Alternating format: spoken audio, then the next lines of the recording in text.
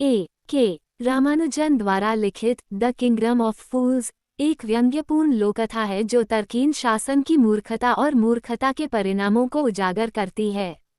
कहानी एक काल्पनिक राज्य में सामने आती है जहां सब कुछ तर्क के विपरीत संचालित होता है।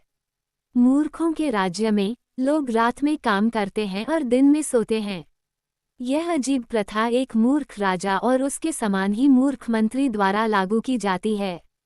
राज्य में हर चीज की कीमत सिर्फ एक दुदू है, चाहे वह भोजन हो या महंगा सामान, जिससे आर्थिक रूप से तर्कहीन व्यवस्था बनती है।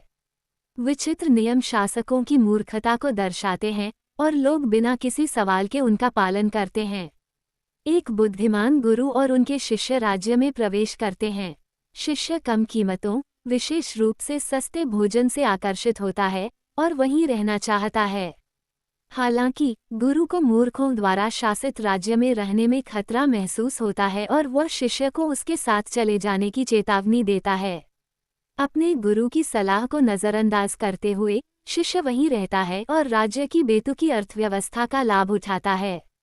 कहानी तब एक अंधकार में मोड़ लेती है जब एक चोर एक व्यापारी के घर में घुसने की कोशिश करता है, लेकिन दीवार गिरने से वो कुचलकर मर जाता है। चोर का भाई न्याय की मांग करते हुए मामले को राजा के सामने लाता है। न्याय के एक विकृत रूप में मूर्ख राजा चोर की मौत के लिए व्यापारी को दोषी ठहराता है। इससे दोष स्थानांतरण की एक हास्यास्पद श्रृंखला शुरू होती है, जहां प्रत्येक व्यक्ति किसी और पर जिम्मेदारी डालने की कोशिश करता है, जो राज्य की बेतुकी कानूनी प्रणाली को और भी अधिक प्रदर्शित करता है। तर्कहीन आरोपों की एक श्रृंखला के बाद राजा यह आदेश देता है कि न्याय को बनाए रखने के लिए किसी को मृत्युदंड दिया जाना चाहिए। हालांकि चुना गया व्यक्ति बहुत पतला है और राजा एक मोटे व्यक्ति की मांग करता है। सस्ते भोजन में लिप्त और मोटा हो चुका शिष्य मृत्युदंड के लिए चुना जाता है। भयभीत होकर उसे राज्य की मूर्खता का एहसास होता है और अपने गुरु की बुद्धि की अनदेखी करने पर पछतावा होता है। शिष्य अपने गुरु से मदद के लिए प्रार्थना करता है और गुरु राज्य में वापस लौटता है। अपनी बुद्धि का उपयोग करते हुए गुरु राजा को ये दावा करके धोखा देता है कि जो कोई भी सूली पर मरेगा वह अगले शासक के रूप में पुनर्जन्म लेगा।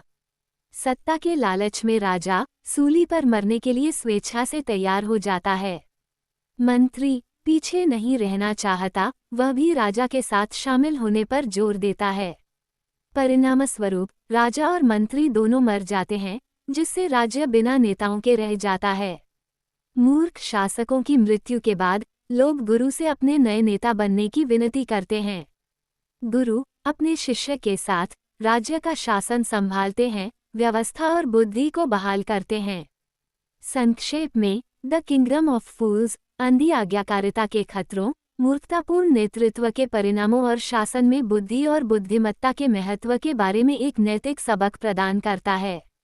हास्य और व्यंग्य के माध्यम से कहानी आलोचनात्मक सोच और तर्क के मूल्य को रेखांकित करती है।